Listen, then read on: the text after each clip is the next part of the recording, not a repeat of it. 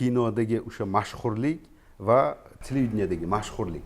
Buni Yo'q, tam net farqi yo'q. farqi yo'q. Yo'q, umuman. U yordamchi instrument sifatida ham xizmat Yo'q.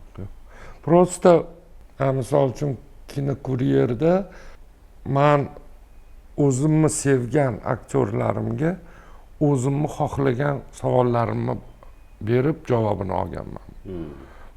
Bu ham bitta tajriba bo'lgan. Да, конечно, televidение bu tajriba. Обязательно. Mana bunaqa o'tirib